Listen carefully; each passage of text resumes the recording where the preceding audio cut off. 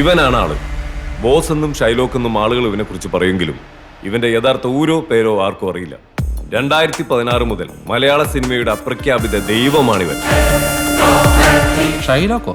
അതെന്താ സാറേ? ലോകം കണ്ടതിൽ വെച്ച് ഏറ്റവും ക്രൂരനായ പലിശക്കാരൻ. ഷേക്സ്പിയറിന്റെ രചനയാണ്, അതുകൊണ്ട് സിനിമാക്കാർ അവനിട്ട പേരാണ് ഷൈലോക്ക്. പൈസ ഇല്ലാതെ ഷൂട്ട് ഉണങ്ങി കിടക്കുന്ന സിനിമാ പ്രൊഡ്യൂസർമാരുടെ കൺകണ്ട ദൈവം. ഇത് ബാലകൃഷ്ണ പണിക്കർ, മലയാളത്തിലെ ഒരു പഴയ പ്രൊഡ്യൂസറാണ്.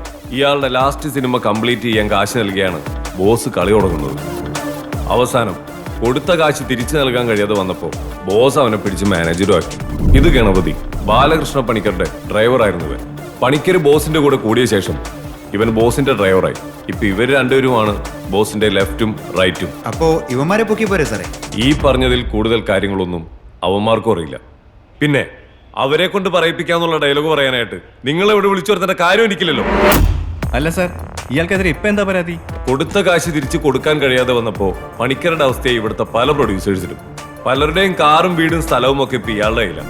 പക്ഷെ ആരും ഇതുവരെ പരാതി ഒന്നും തന്നിട്ടില്ല. പ്രൊഡ്യൂസർമാരുടെ കൺകണ്ട ദൈവം ഇപ്പൊ കാലനാണ്. സാറേ, അപ്പൊ നമ്മൾ കാലനെ പൊക്കാനാണല്ലേ പോകുന്നത്?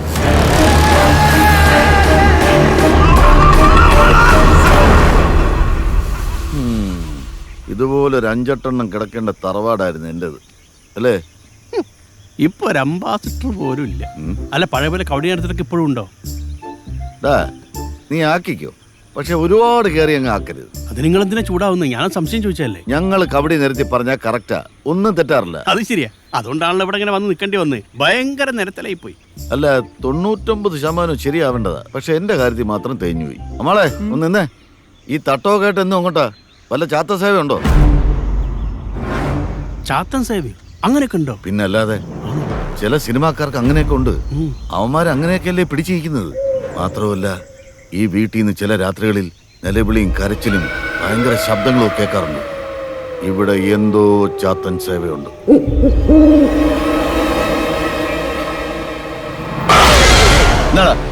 ഈ ഭാഗത്ത് വന്നു പോരെന്ന് ഞാൻ പറഞ്ഞിട്ടില്ലേ? എന്നാ നല്ല ആൽക്കഹോളിക് വെതറാണല്ലോ പണിക്കരെ. ഞാനത് അങ്ങോട്ട് പറയാതിരിക്കായിരുന്നു, ഒരു വല്ലാത്ത ശീതളിപ്പ് അല്ലേ? ഞാൻ പറഞ്ഞില്ലടോ, ഇല്ല 5 വർഷത്തേക്ക് ഞാൻ ഇനി പടം ചെയ്യുന്നില്ല. ഇവനെന്താ ഇവിടെ കാര്യം? കുര്യാക്കോസിന്റെ വെരിക്കോസ് വെയിനോ നായകനാണ്, പക്ഷെ ഞരമ്പ് രോഗിയാണോ? ഒരു മിനിറ്റ് പണിക്കർ സാറേ, നമസ്കാരം. ഇന്നലെ പൊക്കിക്കൊണ്ടുവന്ന ഡയറക്ടറെ ബോസ് വിട്ടാണല്ലോ, പിന്നെന്താ? അയ്യോ, അത് ആ പടം വേറെ, ഇത് വേറെ പടം. ഒരേ സമയം 10 പടം ചെയ്യാൻ ബാദുഷ്. അതെ, കറുത്ത ബാദുഷ. അതെ, ഞാൻ ഈ വീടിന്റെ കാര്യം ഒന്ന് ചോദിക്കാൻ വേണ്ടി വന്നതാ. തന്നോട് കഴിഞ്ഞവണോ വന്നപ്പോ ഞാൻ പറഞ്ഞല്ലേ ഈ വീട് ഷൂട്ടിങ്ങിന് കൊടുക്കില്ല. അല്ല, കഴിഞ്ഞ പ്രാവശ്യം വന്നപ്പോ ബോസിനെ കാണാൻ പറ്റില്ലല്ലോ. ഈ പ്രാവശ്യം നേരിട്ട് വന്ന് കണ്ടാ ചിലപ്പോ കിട്ടിയാലോ? ബോസിന് നേർക്ക് നേരാ താല്പര്യം. ബോസേ, നേരിട്ട് വാങ്ങാൻ വേണ്ടി വന്നതാ. വരിക എന്താപ്പോ ഇത്രടം? ഡയറക്ടർക്ക് ഒരേ നിർബന്ധം ഇവിടെ തന്നെ വെച്ച് ഷൂട്ട് ചെയ്യണമെന്ന്. ബോസിനെ നേരിട്ട് കണ്ടു കഴിഞ്ഞാ ഓനെ കൺട്രോളർ സജി എന്തോ കയ്യിലിരുന്ന് കൊടുത്ത കാശ് മുതലാക്കാൻ 2.5 കൊല്ലം കേസ് നടത്തിയേ, ഒന്നും നടന്നില്ല. അതുകൊണ്ട് നമ്മളെന്താ ചെയ്തേ? താമസം നേരെ ഇങ്ങോട്ട് മാറ്റി. ഇനി ഇവിടത്തെ മംഗലശ്ശേരി നീലകണ്ഠനും അറക്കൽ മാധവനുണിയും ഒക്കെ നോം തന്നെയാ. ഇതിപ്പോ വെച്ചോണ്ടിരുന്നത് എന്ത് കാണിക്കാനാ? ബോംബ് വച്ചാലോ ഒന്ന് ആലോചിക്കുക. അതാവുമ്പോ ഒരേ കത്തുമ്പോ വാഴ വെട്ടുന്ന കലാപരിപാടിയൊക്കെ ആകാലോ. മോനെ സജി, എന്താ ബോസേ? നീ ഇവരെ വിളിച്ചിട്ട് വേഗം സ്കൂട്ടാകും. ആണോ? ആ കേറ്. ഇനി ഇവിടെ മുണ്ടക്കശേഖരന്റെ അവസ്ഥയോ? വേഗം കേറാ. നിന്നെ അന്വേഷിച്ചാണ് തോന്നുന്നു. മോഷണമല്ലോ നടത്തിയ? മോഷണം? എവിടാ നിന്റെ മുതലാളി? എന്താ സാറ് കാര്യം? എന്റെ മുതലാളിക്ക് ഒരു വാറണ്ട് ഉണ്ട്. ബോസിനൊരു വാറന്റ് ഉണ്ടെന്ന്. എന്ത് ചെയ്യണം? നീ അത് മേടിച്ച് അടുക്കളപ്പുറത്തേക്ക് വെക്ക്. മുളകിട്ട് വറ്റിച്ചാ കിടക്കും. അതെടാ, സ്റ്റേഷൻ വരെ ഒന്ന് പോവാ. അവിടെ ചെന്നാ വറ്റിച്ച് തരാ നിനക്ക്. ഡാന്നൊക്കെ വിളിക്കാൻ നമ്മൾ ഏത് ക്ലാസ്സിലാണ് സാറേ ഒന്നിച്ചു പഠിച്ചത്? അതൊക്കെ അങ്ങ് സ്റ്റേഷനിൽ ചെന്നിട്ട് പറയടാ.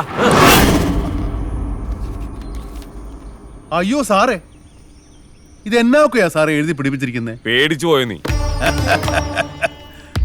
എന്നെ പേടിപ്പിക്കാൻ ഇതൊന്നും പോരെ സാറേ.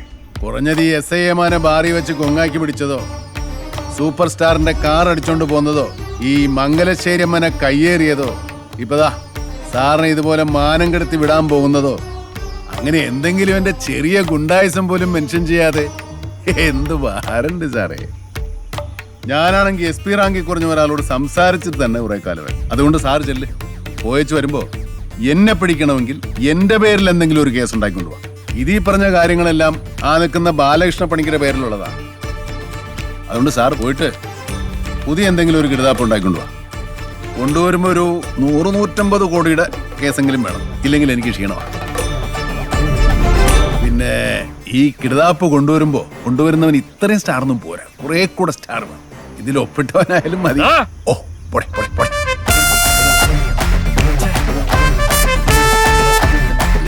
അല്ല ബോസ് ഓണോട് ഇറങ്ങി പോകാൻ പറഞ്ഞിട്ട് ബോസാണല്ലോ ഇറങ്ങി പോണത്. എടാ ഞാൻ പറഞ്ഞ ഉടനെ ഇറങ്ങിപ്പോകാൻ അവരെന്റെ ശമ്പളക്കാരൊന്നും അല്ലല്ലോ. അപ്പൊ അതൊക്കെ പൊക്കോളൂ. കാശ് വാങ്ങി മുങ്ങി നടക്കുന്നവന്മാരും ഫോൺ എടുക്കാത്തവന്മാരും ഒക്കെ ഒന്നിച്ചു കൂടുന്ന ഒരു പ്ലേസ് ഇതാന്നാ ബോസ് പറഞ്ഞത്. അപ്പൊ അതുകൊണ്ട് നിങ്ങൾക്കൊക്കെ എന്തെങ്കിലും ചോദിക്കാനോ പറയാനോ ഉണ്ടെങ്കിൽ മൂപ്പരോട് നേരിട്ടായിക്കോണം.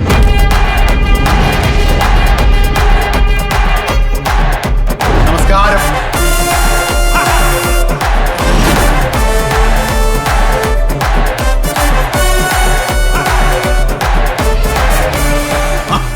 തമ്പിച്ചായൻ ഇവിടെ ഇരിക്കുമായിരുന്നു.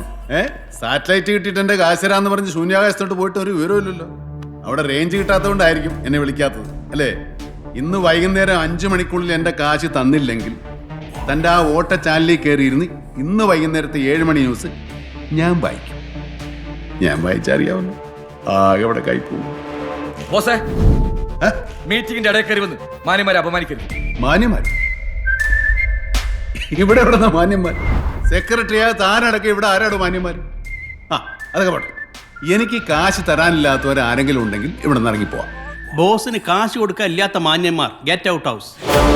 ബോസേ, വെറുതെ അലമ്പുണ്ടാക്കി. അലമ്പോ?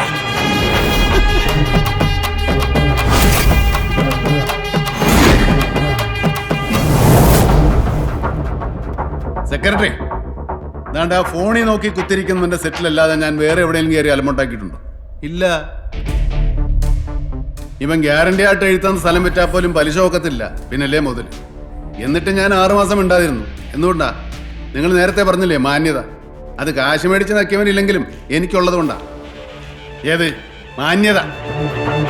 ഒരു പടം പിടിക്കാനുള്ള കാശ് ഞാൻ ഇവന്റെ പുറകെ നടന്ന് പെട്രോൾ അടിച്ചും ഫോൺ വിളിച്ചും കളഞ്ഞിട്ടുണ്ട്. ഈ കാശ് എങ്ങനെ മേടിക്കണമെന്ന് എനിക്കറിയാം.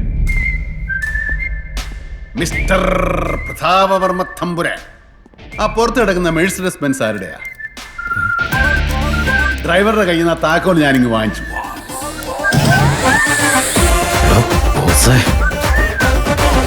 പലിശയായിട്ട് ഞങ്ങൾ അതങ്ങ് എടുക്കുക. ഞങ്ങൾക്കത് വേണം, ഞങ്ങൾക്കത് തരണം. ഒരു സെൽഫി എടുക്കട്ടെ. കാശ് തരാനുള്ള ആൾക്കാരെ ഫോട്ടോ വെച്ച് ഞങ്ങൾ ഒരു ആൽബം സെറ്റ് ചെയ്യുന്നുണ്ട്. സാറിന്റെ ഫോട്ടോ മാത്രം ഞങ്ങളുടെ കയ്യിലില്ല, അതുകൊണ്ട് വല്ലയുടെ പൊങ്ങണ്ട. പോട്ടെ.